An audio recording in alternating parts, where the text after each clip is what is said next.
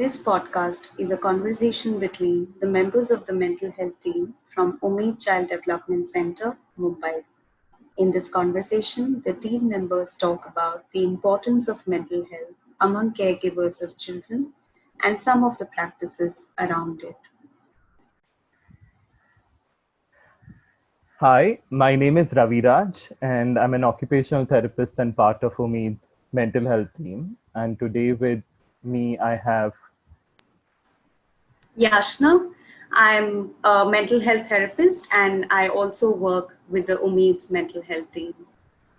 And together, I and Yashna are going to get involved in a conversation with the team, with the mental health team at Ummeed, to think together about what has it been like for us to work with caregivers of children with disabilities, and what have we learned from them, and also to talk about why is their mental health one of the most important factors in our work. So to take part in this conversation, we have with us Jehan Zeb Baldiwala. Will you introduce yourself, Jay? I'm Hanzeb, and I'm also part of the mental health team at Ummeed. And I work closely with children and families. I have for the last many years, and really love that part of my job. And I work as a narrative therapist. And along with Jay, we have with us Daisy. Daisy, will you introduce yourself? Hi, I'm Daisy. I'm a clinical psychologist and part of Ummeed's mental health team. Similar to Jay's profile, I work with children and families experiencing developmental disabilities, and I'm also part of Ummeed's training, and also sort of a narrative therapist by sort of profession. Yeah. And with Jay and Daisy, we also have Aditi with us. Hi, I'm Aditi, and I work with Ummeed's mental health team too.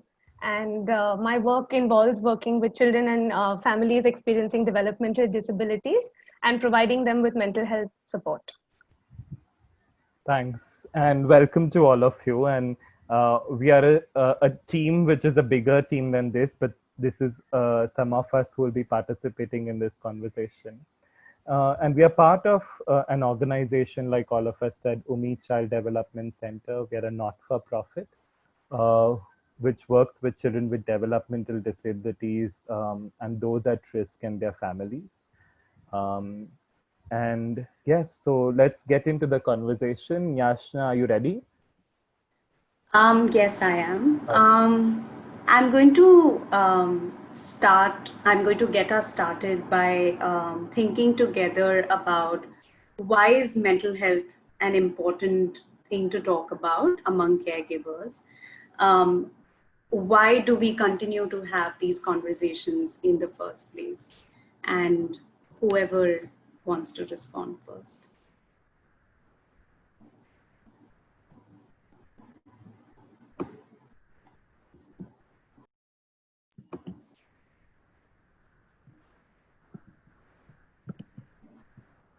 Jay, would you want to respond? Thank you, Rachel. So I'm just going to start by saying sort of a lot. There's a lot of conversations, particularly in the space of working with children experiencing developmental disabilities, and a lot of focus for parents and for caregivers is on working with the kids and sort of looking at their needs, but very often in that whole journey of navigating getting services for the child, getting them into school, doing the things that are really important and necessary for them, the mental health and sort of just the focus on the parent or the caregiver is often lost. And so I think it becomes really important for us to also focus on that person who's very much a part of that family and very important in that equation and journey for that young person.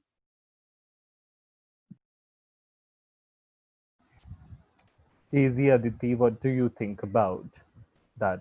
Aditi? So, Yeah, Daisy. so Similar to what Jay said, a lot of times I remember working with children and families, and a lot of times we also sort of do family sessions and end up working with parents. And a lot of times I've had parents in the session saying, that I don't think this is the space for me to speak about my mental health. I'd rather speak about my child at this point in time, because this is the space that is offered for him or her, and it's a space that is it's a child development center, and let's talk about the concerns that I'm facing or my child is experiencing. And a lot of times the parents or the caregivers mental health is a secondary factor. And a lot of times I think through conversations, I've navigated and we've spoken to parents to sort of talk a lot about their mental health also, and to see about how their mental health is also connected to the child's mental health or the family's mental health. But initially, there is a lot of apprehension about speaking about or taking that space to talk about their mental health concerns, and it's always, talking about the child's concerns or what the child is experiencing. Mm. Aditi, what's your thought about what Daisy and Jay are saying? I think I completely agree with what the two of them have said. It becomes really important to talk about your own mental health sometimes, because if I feel like if you're not feeling okay, or you're not feeling, adept or mentally like feeling okay to help and support somebody else who's experiencing, say, maybe a mental health issue, it just becomes a really big challenge, I think.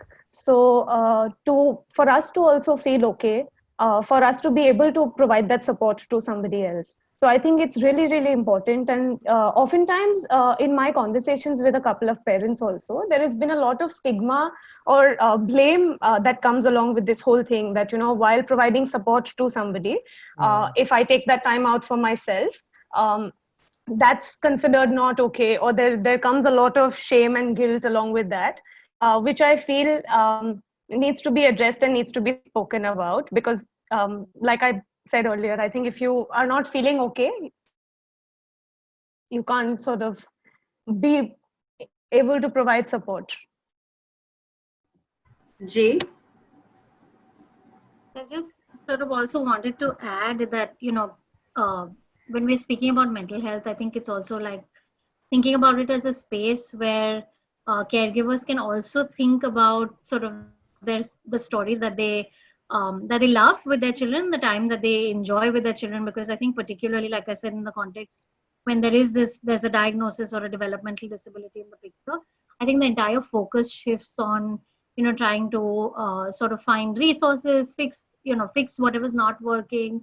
And so really, I think that importance of creating a space where people can focus on their relationship and the bond and the things that they enjoy with the young person also becomes really important. And I think that, when we speak about mental health and mental wellness, I think this becomes that space where they can reflect on those things as well, and start to sort of think about all the skills and all the sort of all the things and all the love and all the other things which sometimes get lost. And as I'm listening to y'all, what I can hear is also that how it's a challenge sometimes that they don't feel that their mental health is an important part of the conversation. And many a times we all have struggled to get them to have that space because they feel their child's needs need to come first, and are you working with my child and not me? But how this has to happen all together. And like you said, Jay, like you were also pointing out on this idea that the focus is so much about what's not happening and what's going wrong, but there is so much more and other things to discover, and skills and hopes and all the love. Is there a belief you all have about parents or caregivers, or a philosophy that you hold close to your heart about parents of children with disability or caregivers that makes it possible for you to get across this challenge and create these spaces for them? What are some of those ideas that you hold close to? Daisy? Can I say? Yeah.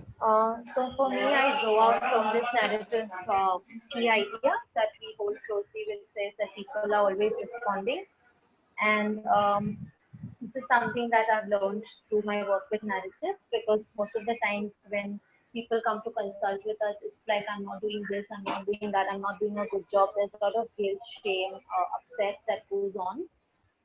And a lot of times parents will say, I'm not doing enough, or I'm just not able to care for my child, I'm not a good parent, I want to do more. And I think this key idea of narrative is something that I really hold strongly about, how people are always responding, and there's always something that they are doing to, for their child, for themselves, to come out or to sort of, deal with that situation. And I think that has sort of helped a lot of those conversations. It has helped to bring forward those preferred stories or those ideas that sometimes get hidden in the problem space that most parents come when they consult with us. And so to look out for these small openings, these small things that they're doing with their child, be it like, sitting at dinner and, asking them how their day was, or, making the child's favorite food. Recently, I had a parent telling me that right now both my kids are at home, and one is a much older, as me, is a young adult, and the other child is around 12, and how she's cooking and how she's making different things for them, because she says that food is something that, as a family we really bond over, and we love to sort of, eat different things and exciting things. So she every day and tries to make something, exciting for the kids. And I think this is something that is important, that, you're doing a lot of these small things which sometimes parents forget or they're not able to see. So I think talking about that really helps, to see these small movements, or to see these small things that they really sort of, do as a family, or do for each other, or do for their child as, caregivers or parents. And I think through our conversations, bringing forward these small sort of, sparkling moments, or these small things that are, something that, that go unnoticed.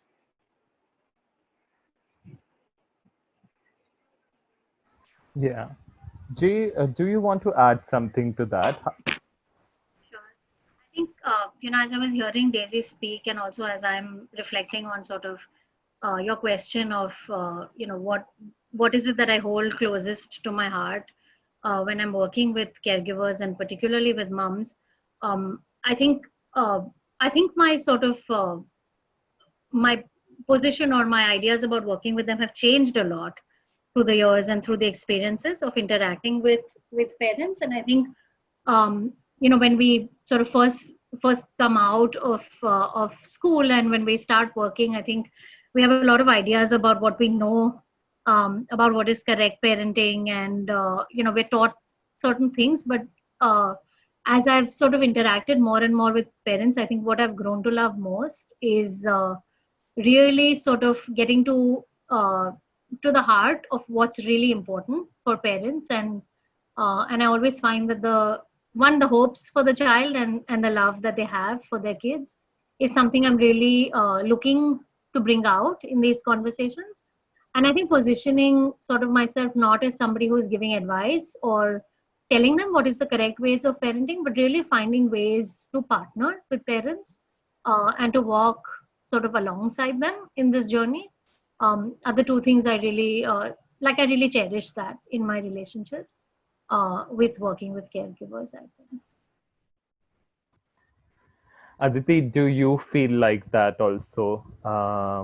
That you're walking alongside parents rather than, being in this place of expert who is giving them suggestions of how to do things and what not to do? What's your thought about that? Absolutely, Ravi. I would say I completely agree with what Jahanzeb was talking about. And to really, I think, hold the idea of being really curious in those conversations that I have with parents, and wanting to know of what is it that's really important to them, where is it that they're coming from, what are they hoping to get out of these conversations that they want to have, and to be there to want to support their children, and to make co-traveling together in these journeys with them. So I think these are the things that I keep in mind, or I keep very, very close to my heart when I work with them. I love the metaphor of co-traveling. I think that all of you are bringing up. Yashna, do you want to add anything of what has been your experience of this idea of co-traveling with parents rather than being an expert? I think what I've discovered, and what I've also resonated with what Jay, Daisy, and Aditi spoke is that co-traveling happens so much from that space of love and care, that we may have for families, and we may have for caregivers, and caregivers may have for us, and how that becomes possible when we stay true to the belief that they know what's important to them, and they have all the skills that honor their hopes of what is important to them, right?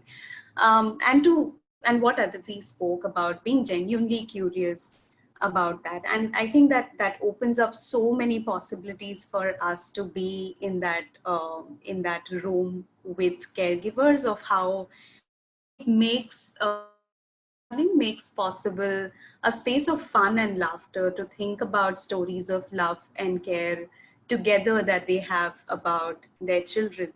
And what Daisy said about, that they are always responding, and they are always responding to everyday difficult things, and they are doing it day in and day out, which really stands out to me, which I think which comes from that space of resonance, which comes from that space of being able to co-travel with the families. Is there a story that any one of you remembers of a parent who you have co-traveled with, and has had significant influence in your life, or has made this belief of co-traveling much more stronger in your work, because there is such a larger idea to be experts in parents' lives as professionals, but you're talking about co-traveling.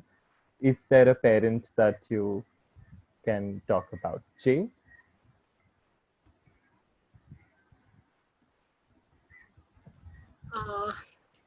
I think, you know, I can think of so many parents. I don't know which one I would focus on. But I think what I've seen, uh, parents do in terms of, creatively coming up with ways to work with their children. Just, the focusing on, like everybody's been saying, the everyday little things, whether it's, about putting little reminders for the young person in their in their school bag on the way to school, or whether it's about organizing visual schedules, or coming up with sort of so many creative ways to help this young person feel connected with peers. You can see parents sort of doing so many little things, and I think they just get lost in sort of um, in focusing on milestones and doing all of these other things. But and also I think the little things that people do together to sort of what Yashna was talking about, have fun and laughter, like the songs maybe that parents might be making up together. I can think of people who do so many fun things with the young people, painting, cooking. So I think those are some of the stories that I really hold very close to my heart.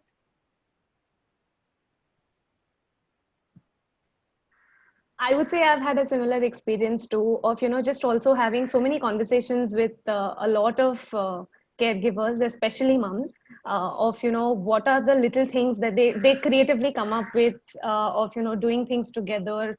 Um, Sometimes just um, reading time, like that's special time that they take out in the night. There have been stories where I've heard where they have a special time during the day where they sit with their child, and they absolutely do nothing, and that's their time.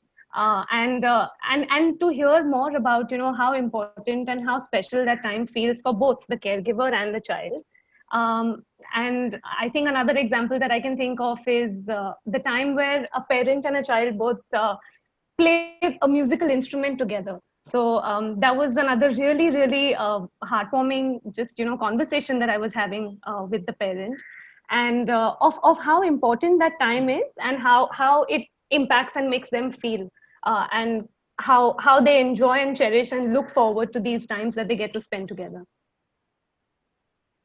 Ravi, I'm curious if you have a parent or somebody that's on your mind as you're listening to us speak.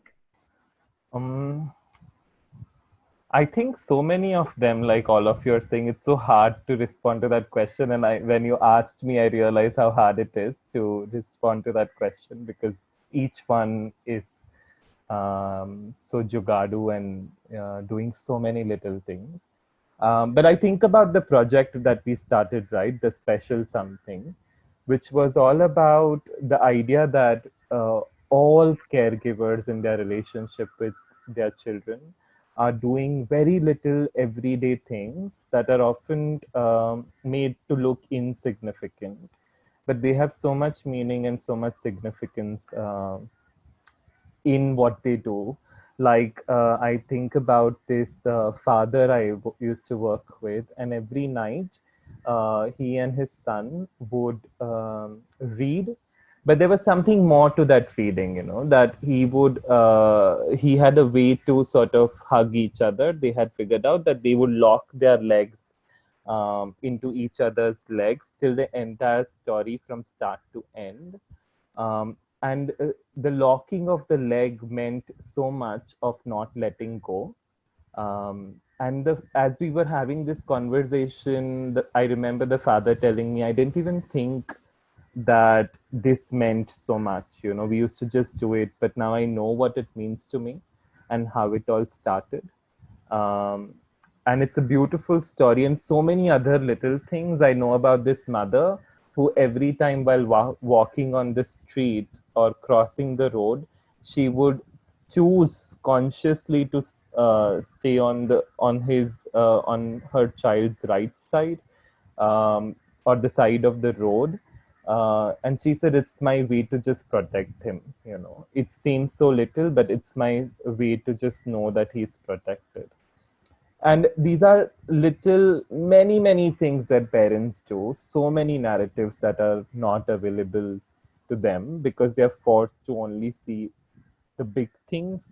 And especially with disabilities, there's always this idea of, change which will happen, and all that effort they are doing is never, acknowledged. So, yeah, I can think of that. Daisy or Yashna, do you have any particular stories that you remember, Yashna? I love group conversations with caregivers or mothers, and I'm particularly thinking of this one session that I was facilitating with a therapist, and this one person had brought up an issue, and she was really concerned about it, and there were other mothers in the group, giving her many different advices and helping her figure this out, but also doing it from so much love and care, and to be, and they were offering their numbers, okay, that just call me if you feel stuck at any point, and saying things like Tai, it will be okay. Tai is sister in Marathi, and feeling safe to share their vulnerabilities, that this had happened with me and this is how I figured it out. Do you want to try that and call me if there is a problem? And my co-therapist and I, we were just silent for that whole 10-15 minutes, because they were at that moment, in those 5-7 minutes, they were supporting each other of what was coming in the group. There was distress, there was helplessness, and then they were doing so many things to support each other at that point in time, and how that was so invaluable. So I think of all these groups of caregivers, and how that may be such an important space for them to feel a little better. And all these ideas that are there about caregiving, that you will always get it wrong and you can never do enough, but how these groups may be a great way to facilitate that space of love and care. Yeah, isn't there something when parents meet together in a group? Like there's some kind of a joy and pain and sharing, which brings this beautiful resonance with each other, and you are sitting there and witnessing that and watching it with wonderment of what happens when caregivers come together to support each other. And yeah. JC, do you want to add? Do you remember particular stories? So very similar to what everyone said, I could feel the resonance as I was hearing you all speak. And I also wanted to add that, co-traveling has also been a journey that I've seen, with parents, where I feel it has changed with time, where it started off with, I'm not doing enough for my child, to a place where now I've, witnessed so many parents even advocating for their children in school systems, in classes, in spaces where probably it's hard for others to understand what their child is experiencing. And I can particularly remember this parent who was talking about how she sort of,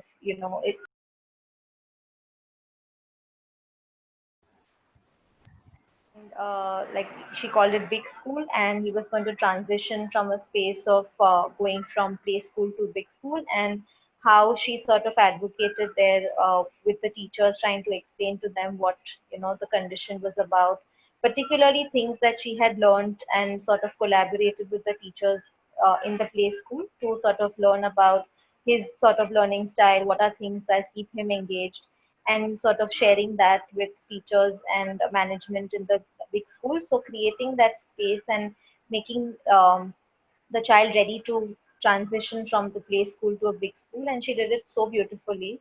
And it was such a collaborative process to see how she was, advocating for a child, but also creating that space, helping the teachers and other parents understand what her child's experiences were, and how to sort of how other kids could sort of, be around her child. And she did it really nicely, really beautifully, to sort of, bring it to the forefront of, all the people who her child would interact with in the big school. And I remember then both of us laughing about, we talking about and laughing about that, the transition. We thought about so many things and so many challenges that could come up, and how we prepared him and everybody around. And it was such a smooth process. Finally, when he went into the big school, it was like as if, he was always over there.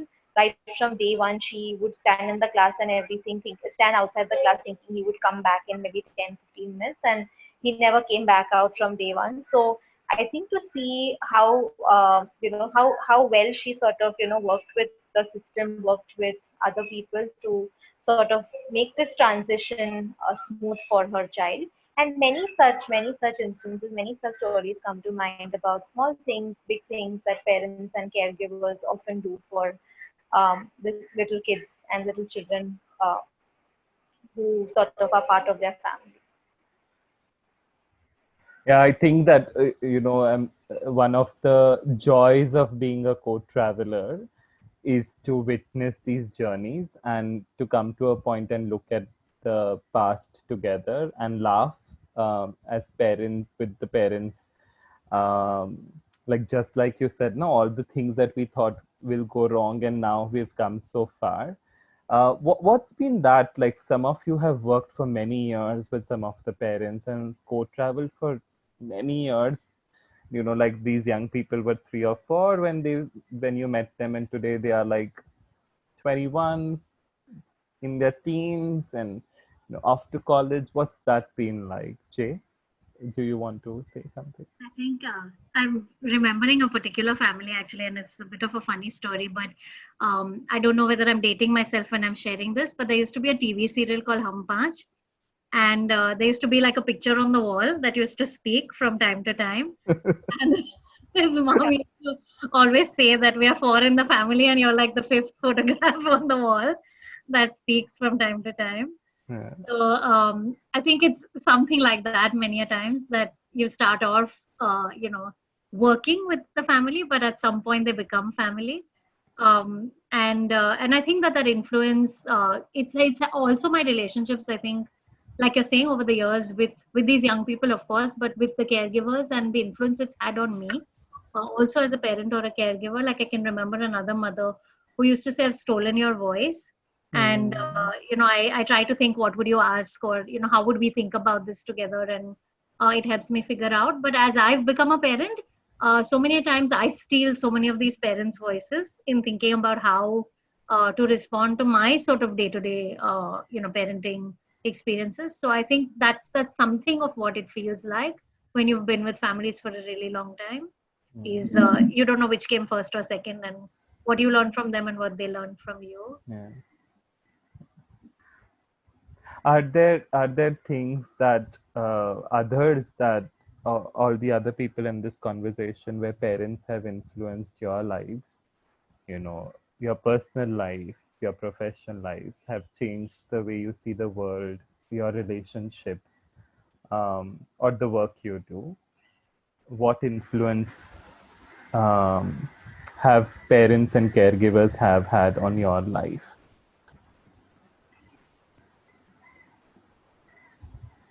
This is also my last question. So whoever wants to go.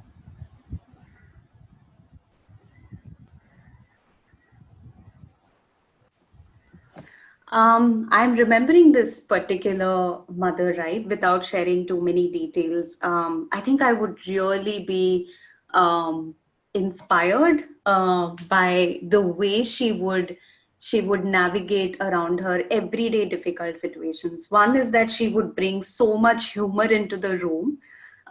There would be times wherein I would be concerned about what has happened in the past week, and she would just bring in so much of humor of what she made of the situation. She would talk about how there is no force that can touch her because she's a caregiver at the end of the day, and she trusts in that power. She trusts in that ability to be a caregiver, even though she may not have the skills for it. And she would say that there is no one way to be a caregiver, and that there is no handbook for it. You figure it out as you go along, and that sort of really stayed with me, and it resonated with me. And that is something I share with so many other caregivers who are surrounded by these ideas that you should always have it right, and you should always be knowing what to do about your child. And how can you not know, being a mother and a father, being a caregiver to the child?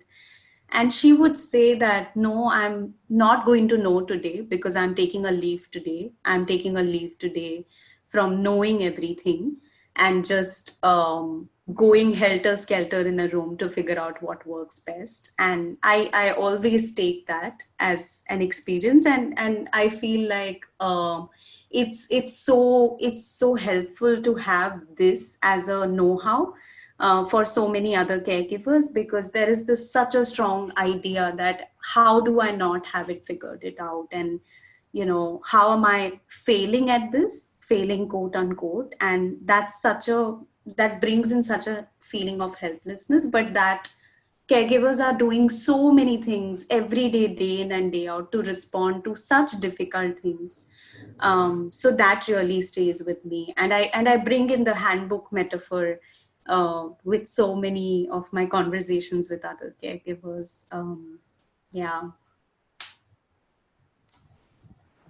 Thanks, Yashna.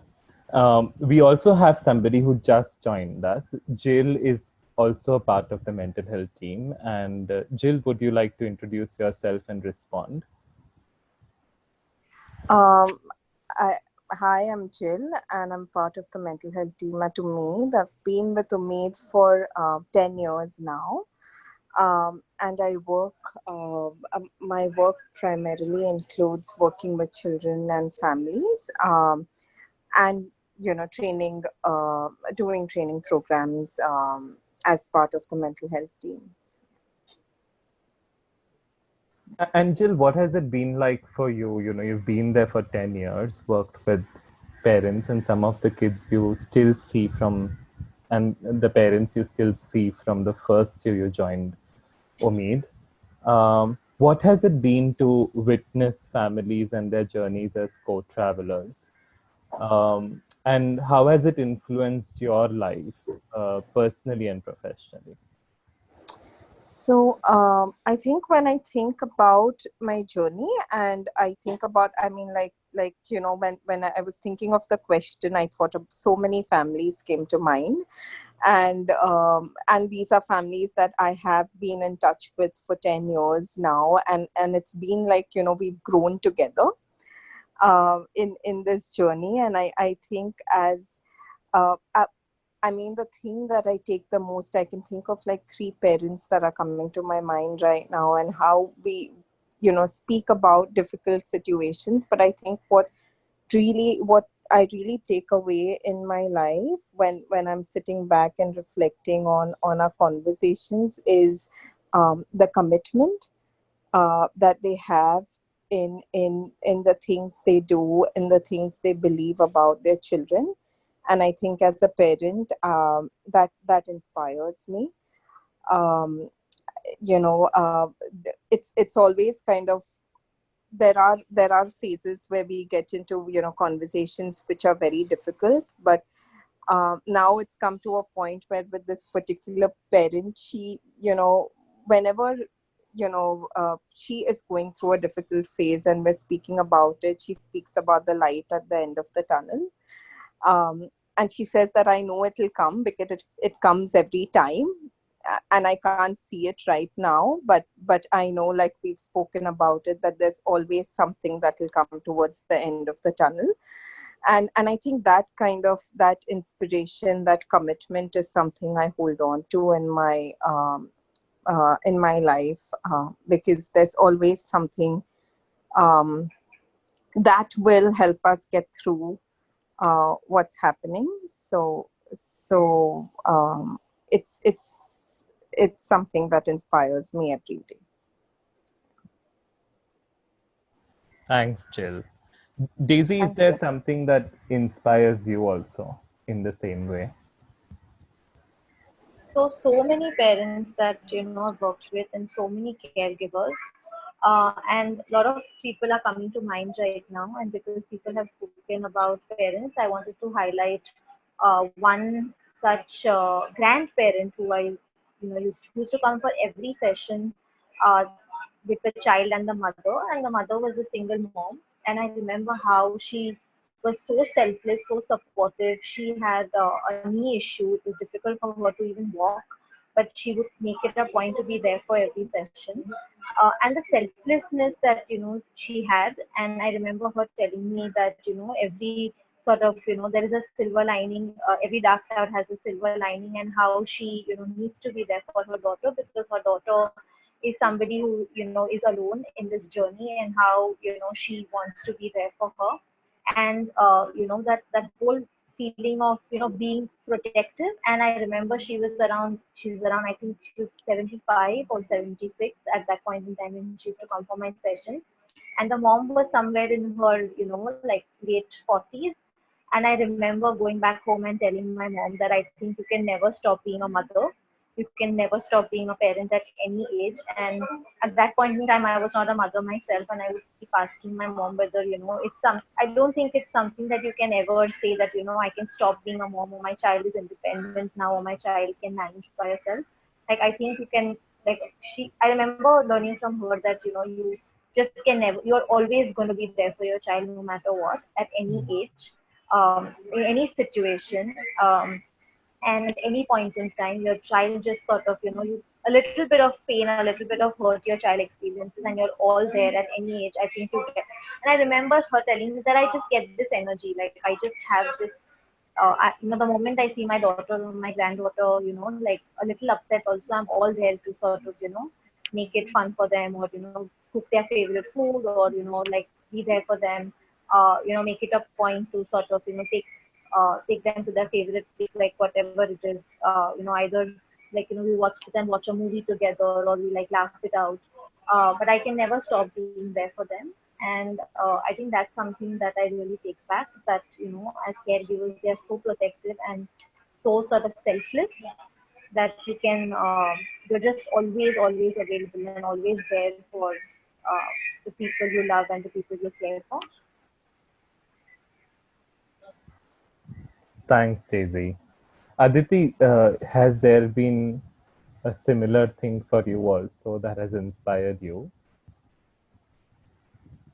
Yes, I would like to say that I think one thing that comes to mind right now about a parent sharing this with me very recently, uh, and something that will always stay with me, is taking one day at a time. And I think I get reminded of the time where Yashna was speaking about, of also not having to think about how am I going to think of the challenges that might come at a later point, but also taking that time off and being in the moment and enjoying whatever is happening, and staying there, and celebrating the little things.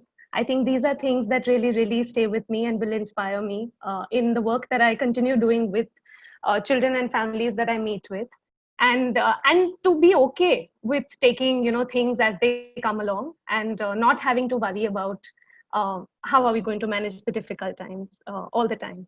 So I think yeah, just this idea of taking one day at a time and to live in the moment is something that will stay with me.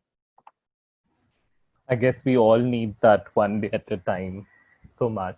Um, just to come to the end of this conversation, I was wondering if what was the conversation like for y'all, to listen to each other and to talk about what it has meant for you to work with parents and caregivers.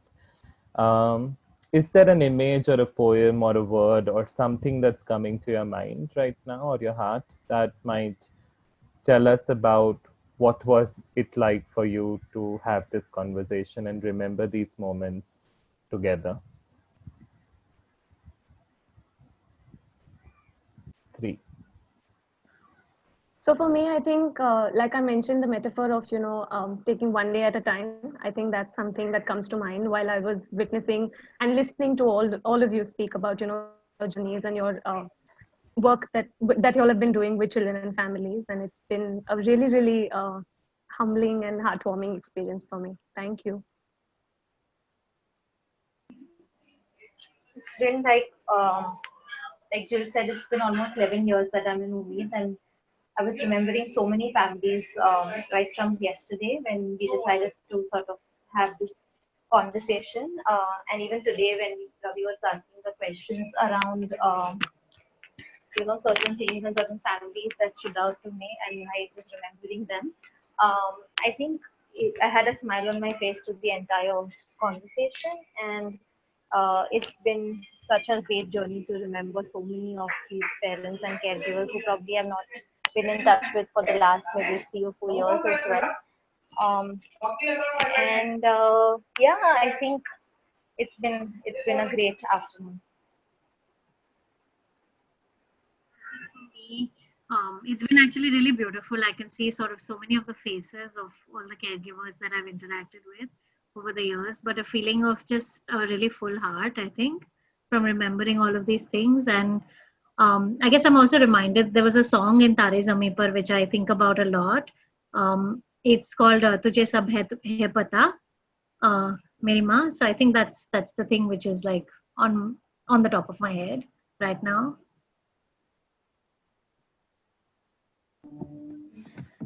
I think I'm feeling really full, like Jay said, and how less we get to talk about it in this way, which has been amazing. I'm reminded of this conversation with this parent, and she was speaking about her hope of building a home for herself and her family.